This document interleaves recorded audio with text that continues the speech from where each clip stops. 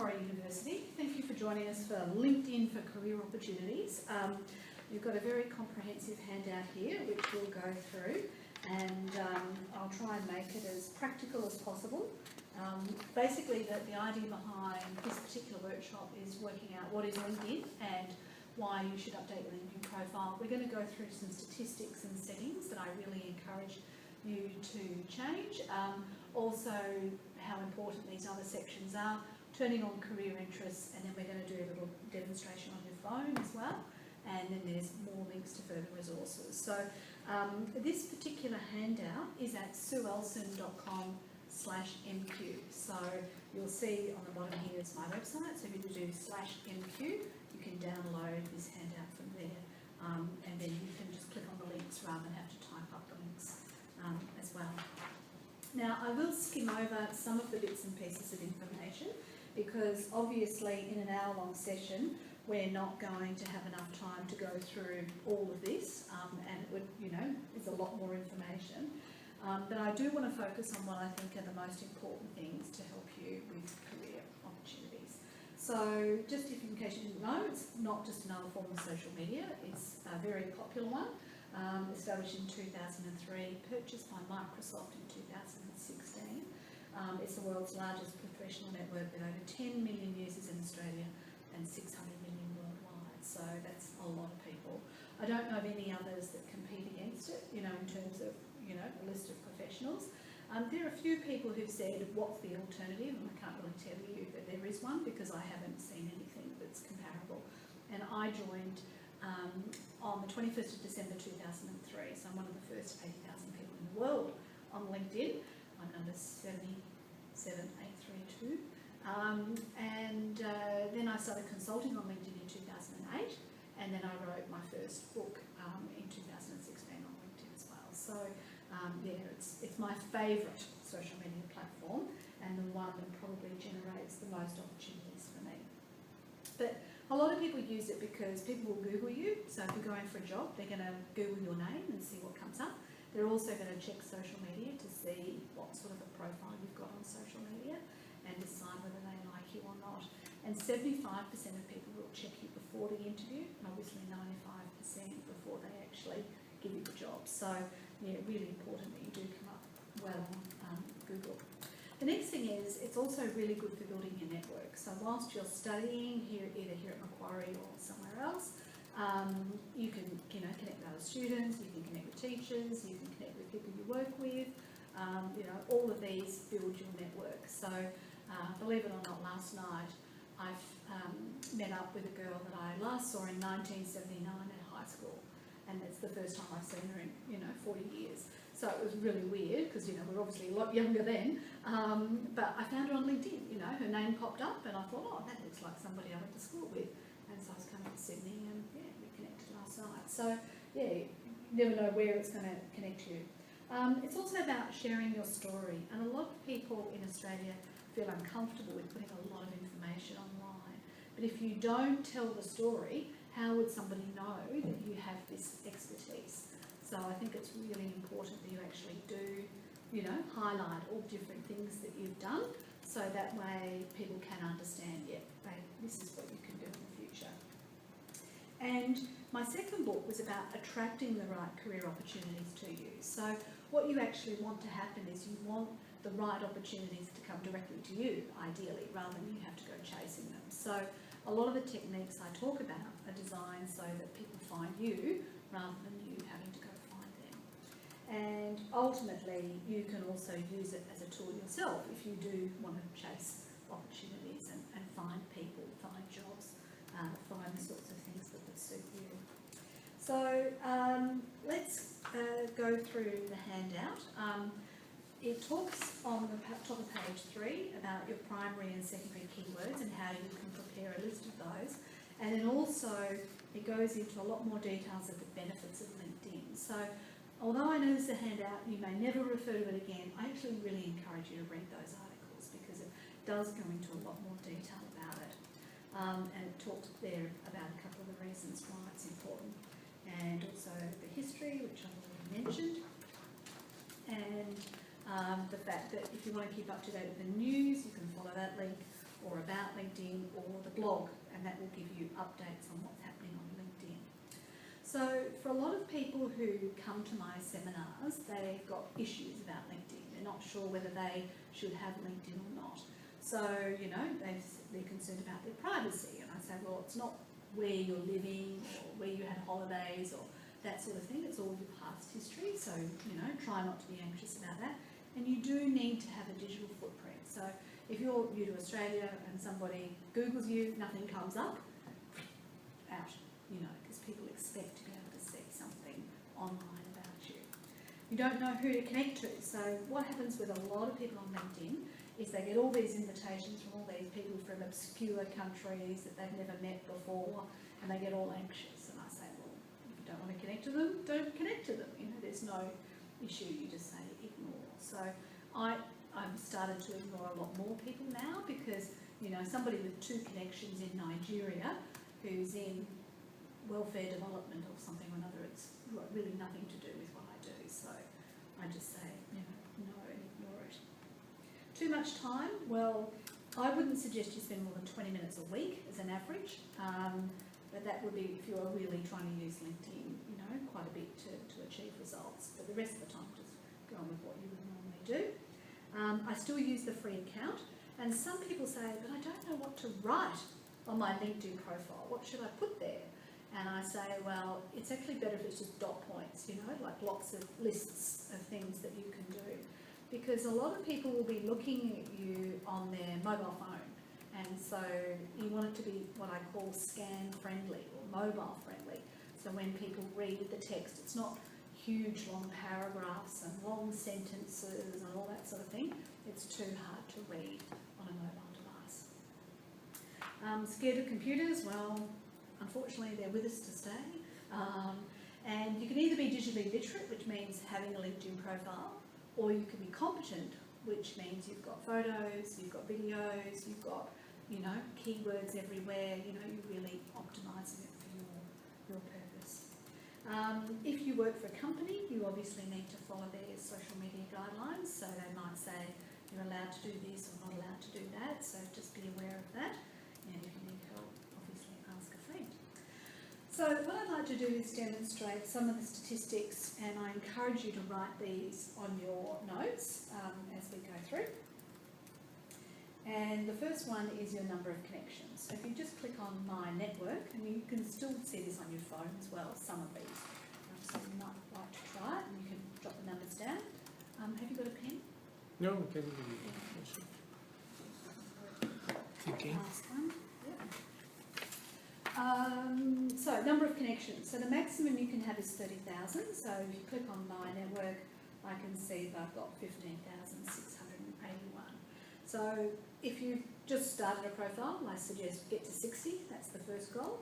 And then after 60, the next goal to get to is 500. Because once you get to 500, all it says is you've got 500 or more. It doesn't say 503 or, you know, whatever. The next number is your number of followers. So if you click on the LinkedIn icon and then your face, underneath the dashboard spot, that big grey box, if you've been active recently, it will show you number of followers. And you can see I've got 16,000 followers, so I've got more followers than I have connections. So that indicates that more people are interested in seeing my content than the actual people connected to me. So therefore I'm an expert on something because more people are following me. So if you want to be known as an expert on something, you know, your goal would be to try and obviously get more and more followers. And you can have an unlimited number of followers on LinkedIn. If that number doesn't show there on your screen, you can just type in that link, linkedin.com/feed/followers, and that will give you Sorry. That's page 4. Yep. So if you want to write your numbers down, these are the real-time stats only.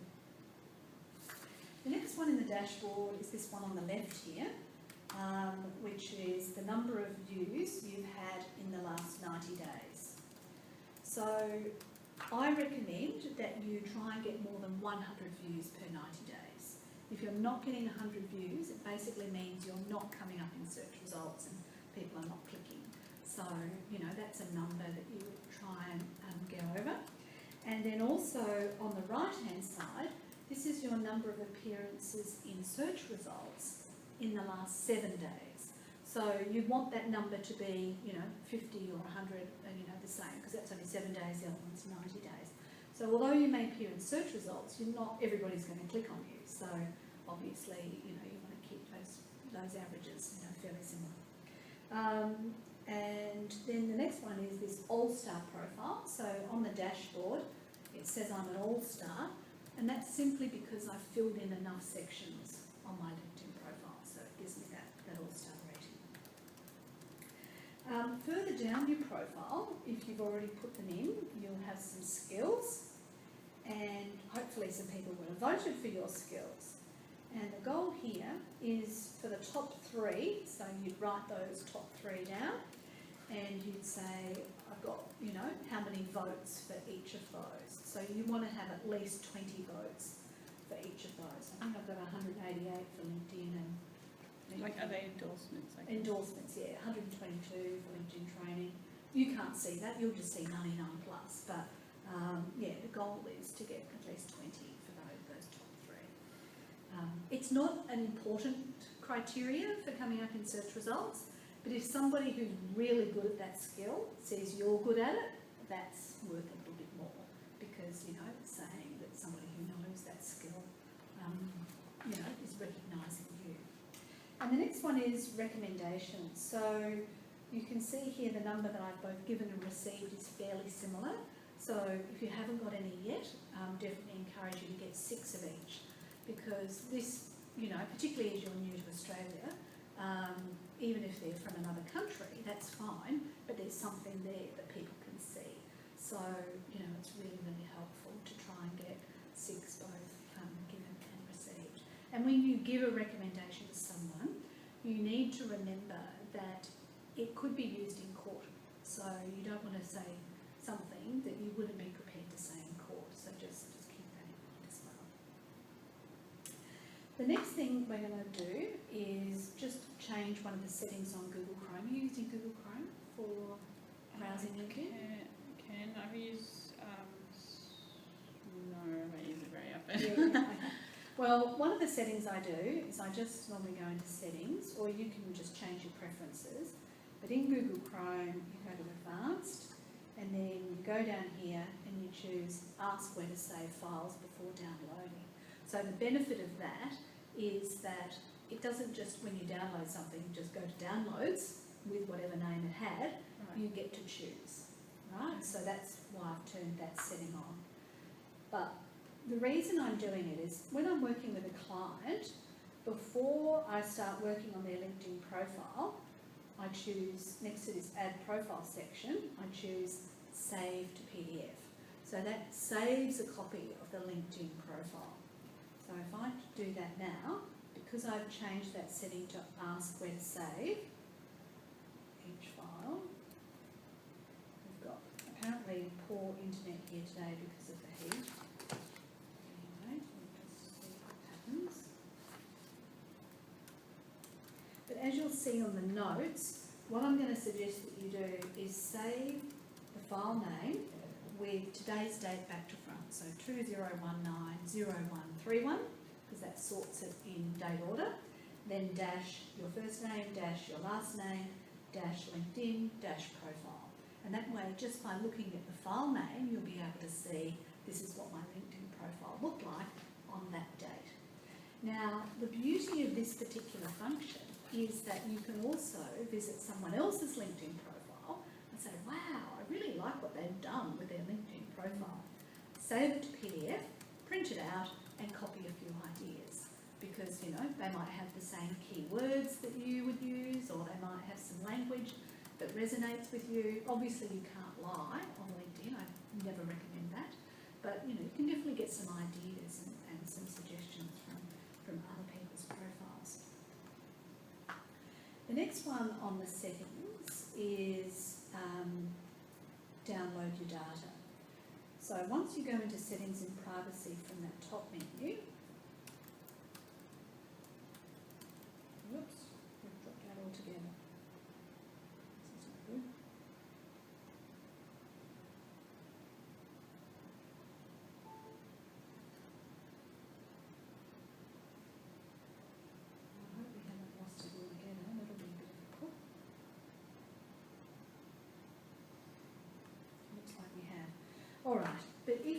follow that link there, it will say download your data, and you click it, and there's an option there called the works. So you click on that and request the archive. Now what LinkedIn will do is they'll email you with a link, and you'll click on that link and download all your files. And this is really important that you do that every 6 months or so, because in the unlikely event that LinkedIn blows up, you'll have no record of who you're connected to. Like, there's no way I'd remember those 15,000 people. So if I download my data, then I've got that file I can open, and it will show me the first name, the last name, the current job, the current company, and the date I connected with all of my connections. So there's that backup record of it. And if you start spamming people or not abide by the user agreement, LinkedIn will delete the profile. So yeah, it's good to have the backup.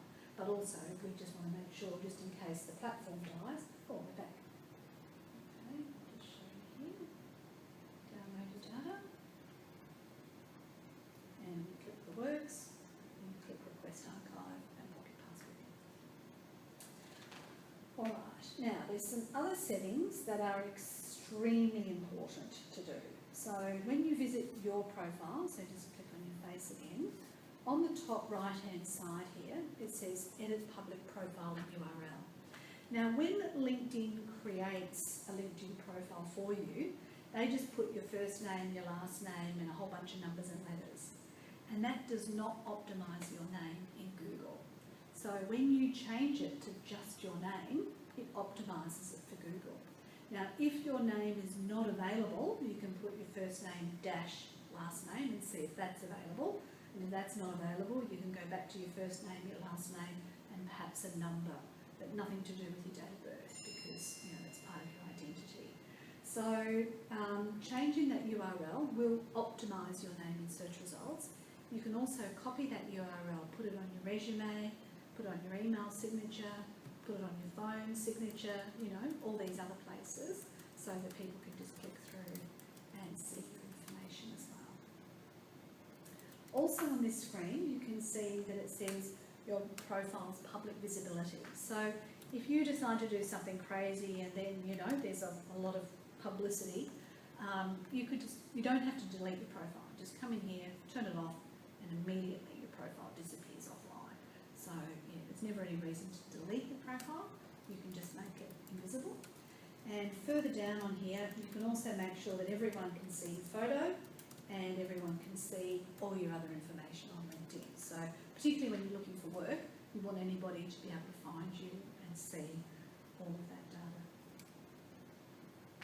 Now, one of the most interesting things about LinkedIn is when people look at your LinkedIn profile, believe it or not, they will spend up to 60% of their time looking at your photograph, which is really scary.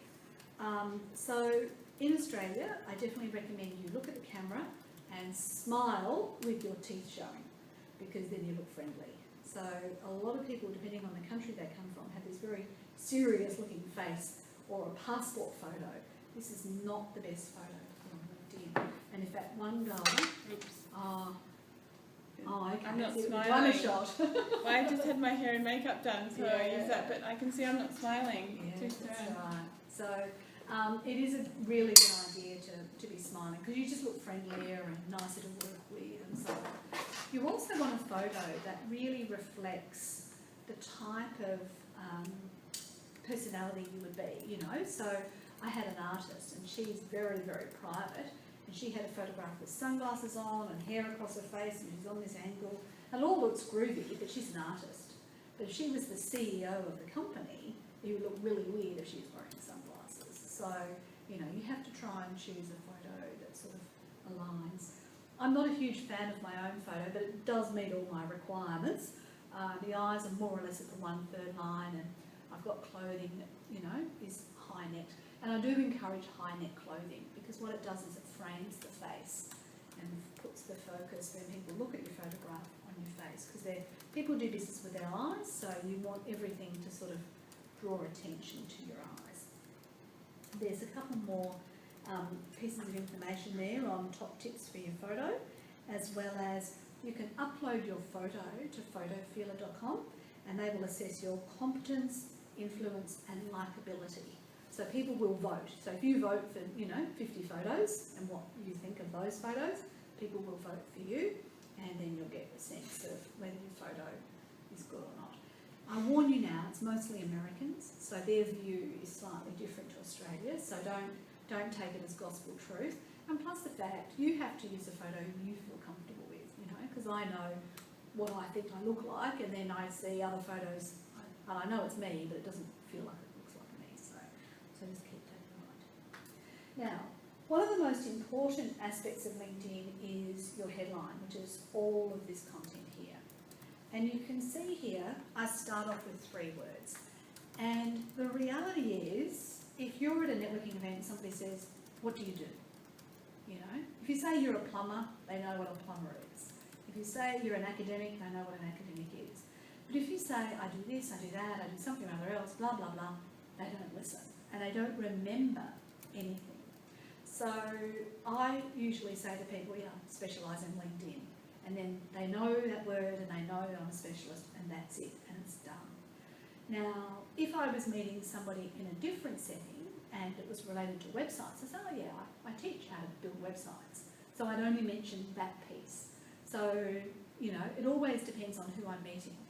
But when I was Sue everything, like Sue does this, Sue does that, Sue does something else, I didn't get any work. But when I said I specialise in LinkedIn, people could remember that's what Sue does, and LinkedIn, websites, that's sort of the same. I could probably ask Sue if she knows something about websites, or I could ask her if she knows something about social media. So once you've got that label, people can remember that about you. So it's not to say you have to stay with that forever, it's just that it helps people remember it. And what you can see I've got after that is a whole bunch of keywords that I want to be found for. So if somebody was looking for help with their LinkedIn profile for their career, then obviously, I could come up in search results because I've got career and I've got LinkedIn. And then after all my other keywords, I put in something a little bit interesting about me. So I'm writing my 4th book, which is called Gigsters, so I'll put that in there. And then I put poetry and dancing because my 5th book is on poetry and I love dancing. So therefore, I'm not just a LinkedIn person, I'm sort of got a little bit of personality, and it makes me more memorable. So if you were just in IT and you just talked about IT all the time, that's very, very dry. But if you said you're IT and you also love playing tennis, that just makes you, a bit more interesting than, if you didn't have something else there. So you all can see I've got an emoji there, a dancing emoji, but I haven't got lots of emojis because, I'm over 50, so you don't want, to look like a teenager on LinkedIn. But by putting one on there, I at least look like I'm up to date. So, it just makes it just a bit more interesting. The next thing is my summary, and you can see in here I've put my email and my phone number immediately visible. So if somebody finds me and they like what they see, they can immediately contact me without having to click anywhere else. But if you clicked my contact information section, you'd see that I've still got my contact details in there, and they could also contact me that way. So it's not to say you don't fill in other spots, but I just want to make it really, really easy for people to call me. But I've also provided a link there to my services page. So if you're not sure how I could help you, you could look at the services page and, away you go. Now you might say, well, that's all plain text. It's not much good. People would have to copy paste. But if they're on their phones, they'll be clickable and it will work. So that's why I put that information there as well. Further down as you go through, you'll see I've got experience, and instead of just saying my job title, I've put more keywords after my job title. And if you're not working now, you need to put in something as to what you're doing now. So looking for, and then you could say all the different types of work you're looking for, starting from the date of your last job until now. Because the reality is, if you don't have something as your current occupation, you're less likely to appear in search results. Because most employers want somebody who's in a job going to another job rather than somebody who's not working into a job. So, as you've arrived recently, any job is good because you'll get Australian experience. So even if you're working in a pizza shop, you know, that's a good thing because you're learning the Australian way. It's not to say you're going to work in a pizza shop forever, but you need to eat, so you know you need money to pay the bills and so on. But yeah, that can be also a good experience. So don't be embarrassed if it's not completely aligned with your end goal. Having something in there as well as what you're looking for is important. If you are doing a volunteer position that's related to what you hope to get paid work, would that go there? Absolutely. Now, you could either just have that in your professional section there, or you could also list it in your volunteer experience as well. So when I was on the Australian Human Resources Institute Council, which is like the board in Victoria, I listed it in my professional section and in my voluntary section. But now that I'm not in there, I've just listed it as, you know, voluntary work that I did. But yeah, it was definitely relevant. And I don't have to tell people it's voluntary. And it is related to what I was doing at the time, so it was absolutely worth putting at that time in my professional experience. Yeah. There's also an article there on you know, making sure you've got the right background picture and how to write your summary, and then we've got some settings to look at. So under the Me menu, we'll go back into Settings and Privacy, and we'll click on Account. And you'll see there that you've got a spot for email addresses. So as you're studying at Macquarie, you've probably got a Macquarie email address. So definitely encourage you to add that into your LinkedIn account and never ever remove it, because some people know you via that email address. So if they go through their emails or their phone and it's got your email address and they decide to let LinkedIn access it and invite you to connect with them, it will come to this profile. It won't go off to an email, you know, particularly once the email address cancels, you'll lose access to that connection opportunity. But if you leave it on your account, LinkedIn will say, oh, that email address is on this account, so we'll invite that person to connect with them. So yeah, add your Macquarie email on and don't ever remove it. And any other jobs you have, always add the emails in, but don't remove them. Obviously, your primary email address needs to be your current one. And if you're looking for work, it would normally be your personal email address, not your work email address as your primary. Because if you're trying to get out of the company, you don't want recruiters contacting the company that you work for. Okay, next one is just below this is your phone number. Now, if you add your phone number in here, LinkedIn will constantly harass you and ask if they can go through your phone and find anybody else you know. So you've got to remember to say no to that request, because otherwise they'll just scan everybody and invite all of those people to connect, which is, you know, not so great. Now, I'd put my number in, but I know not to do it. But one of my clients was a woman in her 30s who went on lots of first dates and then invited all those first dates to connect with her on LinkedIn. You know, she never met with them again. So, Where do you say don't do that? and it's in this phone number section under account. Where we put your phone number before on the summary, that's just so people can reach you. But this is integrated with the system, so that's why I say just be a little bit careful if you decide to put your phone number in there. Further down on that page is the autoplay videos choice, and I actually suggest that you say no to that. So if you're on the mobile phone just watching, you know, scrolling through the newsfeed, you don't need the videos to automatically start playing and chew up all your data. So you can just turn that on to no. Now, on the privacy tab, there's a couple of other settings. So you can obviously say who can see your email address, anyone on LinkedIn, because you're looking for work, you want anybody to be able to reach you, and you're going to turn off the viewers of this profile also viewed, because if I see your profile on my phone and I scroll to the end and you don't turn this off, it's going to show all the other people who looked at you who also looked at these other people and showcase all their profiles. And you obviously don't want that to happen. So you just want it to finish off on yours and for them to contact you. And another one further down is this profile viewing options. So I leave myself turned on all the time so I can see who's been looking at me. But say you had a job interview tomorrow and you didn't want them to know that you were looking at them today, you can make yourself anonymous, you can go and look at their profile, and then you can come back and turn yourself back on again. And they'll never know, even if they've got the premium account, that you've looked at their profile. And the other thing is, while you're doing lots of changes, is sharing profile edits. I actually suggest you turn that one to none as well if you're making lots of changes to your LinkedIn profile. Now, back on the LinkedIn, so we just click on the blue icon and click on your face. In this contact info, you can see I've added in 3 websites. Now, I always copy and paste the URL. I never type it up manually, so I visit the website and copy that URL and put it in here. And when I put it in, I always choose Other, because then that gives me 30 characters to describe the website that I'm promoting there. So definitely make sure that you always choose Other, and then you can write in a description.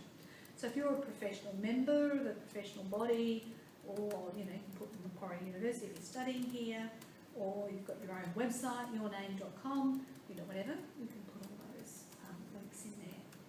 You can also put in your phone number again, which is again a contact one, it's not a syncing one here, and your address if you want to mention that you're in Sydney, etc. And do that as well. Now, your experience, as I said earlier, it's a really good idea not just to include your job title, but also your keywords after it. So the number 1 spot for keywords is the headline underneath your name, but the number 2 spot is these job titles. So the more of your keywords, so if you were in data science and your last 3 jobs had the title data science in it, that's obviously going to help you rank in data science queries. And then as well, in the section where you write up your job, you need to start off with achievements, and then tasks, and then you describe the company and contact details. So that's the way you can write up your experience sections. And I was chatting before about how to fill in your education section. So you can see in here, I've described the university briefly, put in all my subjects and the link, and even a little bit of a video. So yeah, you can link to videos throughout your profile. It's a really good idea to do that. Just make sure you've watched the video before you put it on your LinkedIn profile, because you don't want something terrible at the end of the video showing up. Voluntary experience, all the other sections you can fill in. And on page 7, it also talks about a company page. So if you've got your own little enterprise, you can set up a company profile on LinkedIn, put a logo in, and then choose that as your employer, and it just looks so much more professional. Also, once you get a job, there's this article here on 20 ways your employees can support your business. So that's the way you can support your employer when you're actually working. So I really encourage you to try and help your employer online as well. Top of page 8 talks about group choices, and if you want my honest opinion, I'd say skip groups, because there's not a lot of really good stuff happening in groups anymore. Macquarie University has an alumni group, so you might want to join that as an alumni, but yeah, overall I'd say skip it, because a lot of people just spam groups and send in messages, and yeah, it's a bit complicated, but there's more information on it there. Now, once you've got over the filling in your profile, your next step is to be involved with content. And there's 3 stages. The first stage is you just engage with other people in the newsfeed. The second stage is you get really good content from somewhere else and you share that in the newsfeed. And the third stage is you start actually writing your own content. So it gives you a few links there and some ideas on how to find that content. And then the next 2 pieces, articles and posts, talks about how to optimise it and make sure that people actually see that content. So I did a post, I took a video earlier today outside saying at Macquarie University, in fact we can have a look and see how it's performing. It was a live video, or it was a video that I uploaded directly into LinkedIn, and it was literally less than an hour ago, it's already got 93 views. So yeah, and if we look at the type of video it is, or the post, you can see I've started off with the word today, and then I've pinged by typing at Macquarie University. I've told them that I'm here. I've also pinged LinkedIn, I've added in hashtags, and I've also thanked Greta for organising the invitation, and then I've provided some links to other content, etc., etc. And it's only a 38-second video. So yeah, that's performing really well already. And then I added a comment, and I put in an extra photo. So I've had 100 views of the video already, and 8 likes. And that's really, really good to get that, you know, in less than an hour. So in this handout, there's a couple of other examples of what has performed really, really well. So if you want ideas on what you could do, you can look at those and get some ideas on how you could do it for your purpose. The other thing you can do is you can do searches, which is what I was talking about at the beginning. So if you run out of doing searches on LinkedIn because you've done too many, you can use a Google advanced search, and then there's also another article I've written there about, you know, other ways you can chase opportunities.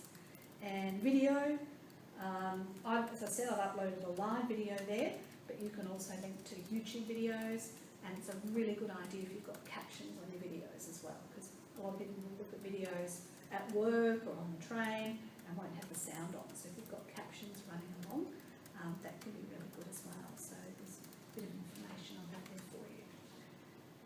Now, the thing that I really wanted to show you is, that's my other handout, is number 10 on page 10, job search strategies.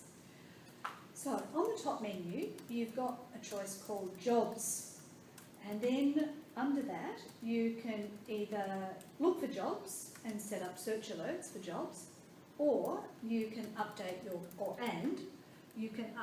career interests. So if you fill this in, you can have opportunities coming to you. So say for instance you said, I want to work in Manila, you know, for 6 months. So you could actually say, I'm open to job opportunities in Manila in this part of your LinkedIn profile, even though you're in Sydney right now. So there's quite a lot of boxes you can fill in. I obviously don't want a full-time job, but I'm happy to look at contract, part-time or temporary, and I've mentioned all these other things. And so that information will stay there for 3 months, and then it will drop off. So if you're still looking for work in 3 months' time, remember you're going to have to turn that back on again to keep it updated. So a lot of recruiters and big companies use a platform called LinkedIn Recruiter, and so if they're using LinkedIn Recruiter, they'll see this information when they look at your profile. So it's actually really important that you tell a good story in that particular section. You might also, as I said, turn on job alerts and follow the companies you'd like to work for. So I know for a fact that the National Australia Bank, if you wanted to work there, if you're already following them on LinkedIn, you are more likely to appear in their queries and therefore more likely to be offered an opportunity at National Australia Bank. So if there's particular companies you'd like to work for, look for them on LinkedIn and follow them, interact with their news feed, you know, get involved that way as well. Connect with some of the staff, you know, so on. You can also reach out directly to people. Now, when you do that, I get very angry when people send me a resume and say, I'm moving to Australia and I want a job and, you know, help me get one. Excuse me? Like, you know, do you do your job for free? Do you want me to do this for free? And they say, I want to work for you. And they haven't even looked at my profile to see that it wouldn't be appropriate to work for me because I'm just in my own business and it's just not suitable. So if you do reach out to people, it's really important that you look at their profile and understand what they're about, and then when you contact them, just ask for information. Don't say, you know, give me a job. So you can say, I've recently moved to Australia, I'm looking for work in this field, I'd love to talk to somebody about the industry and what opportunities might be available. So then you are networking, and then they might say yes to that, then you'll get a referral, and then when you get a referral, you're much more likely to get the job. Because up to 90% of jobs are never advertised. So, it's really good if you can be, out there and getting those opportunities without having to go through selection criteria and job ads and all that sort of thing. And if you think about it, if the only jobs advertised is 10% of jobs, that's not many jobs to go for. So obviously, networking and referrals is going to work much better. Voluntary work is also another great way to get experience and, to lean on to something else as well. As I said before, if you're not working at the moment, make sure you create a current position. Skip, I've got 16 years of experience in such and such, irrelevant. Just talk about, I have experience in A, B, C, D, E, F. Just talk about all the skills, don't mention years of experience. And also talk about your achievements. So a lot of people just focus on, I was told to do this, but they don't mention that they were selected for this and seconded to that and chosen to do this and promoted for that and, achieve these results. You do actually need to say those things, because a recruiter will say, if you did that in your previous job and you've got a better chance of doing it again in this next job. So it's a really good way to cross-reference that as well. You also need to sort of talk about the job in the language that's appropriate for Australia. So there's a website you might like to have a look at called myfuture.edu.au, and that goes into descriptions for each job. So we'll use that data science example again. So if you looked up data scientist, it would tell you the salary range, the demand for the work, the type of courses available, the professional associations associated with it, and so on and so forth. So it can be really good information for finding keywords and for really understanding whether it's worth looking for jobs in that area. The other thing you need to do is, as I said before, abide by the LinkedIn user agreement. Anything that's done automatically is an absolute no-go, because it's likely to be in breach. I really encourage you to engage with Macquarie University, so you can follow them on LinkedIn, on Facebook, on Twitter, on YouTube. So by all means, with your own accounts, you can do that. And if you'd like to look at courses here at Macquarie, you can search for a course.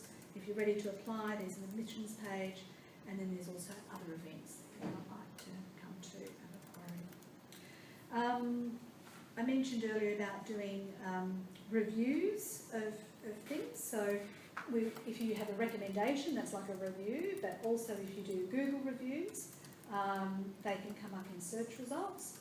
So if you write Macquarie University, just put that into Google.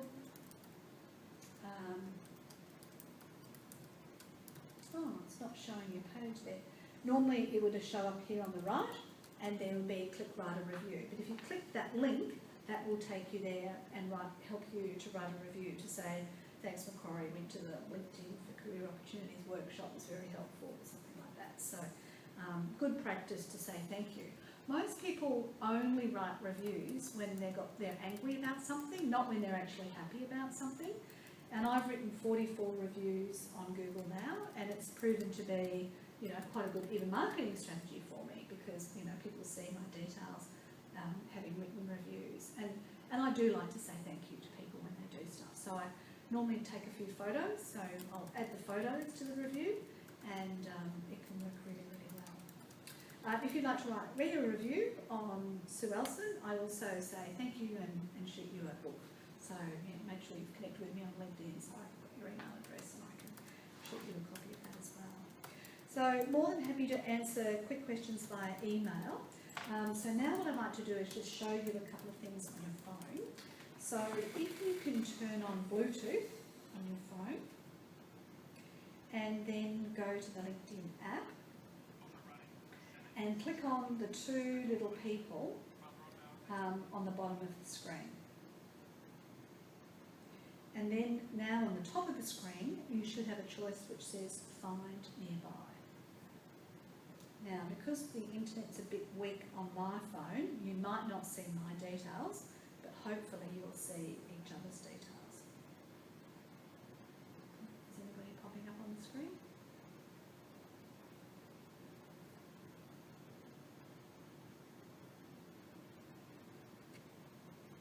None of you? Amira, Are you getting that see you. screen? Yeah, it's me. Yep. So you can press plus and you can connect to each other. I can't see your one yet. Yeah, no, Yeah. my internet connection's not strong enough. I've only got 3G and 1 bar, so it's just not working for me. But at least you guys can connect with one another. Okay, so this is really good if you're doing a presentation. You want to connect with everyone in the room and, you know, the internet's strong enough. Now, the next one is if you're at a networking event and you just want to connect with the person you're with, so you don't want to go through all that process. So this time you just press your finger in the search box, and what will appear is a little choice which says scan QR code, and you might need to turn your camera on, but it'll either be scan or my code. So if you put your camera over my code, it'll pop up me on your screen, and then you can connect. I Did you get it? already? Oh, did you? Lovely, thanks. Does it work? Yeah, so just in the search box. So just typing in. Yeah, so because I've got that follow button, if you click the down arrow, you'll say personalise invite, and then what you can do is you can write a message, nice to meet you at Macquarie, or, you know, so you can personalise the invite.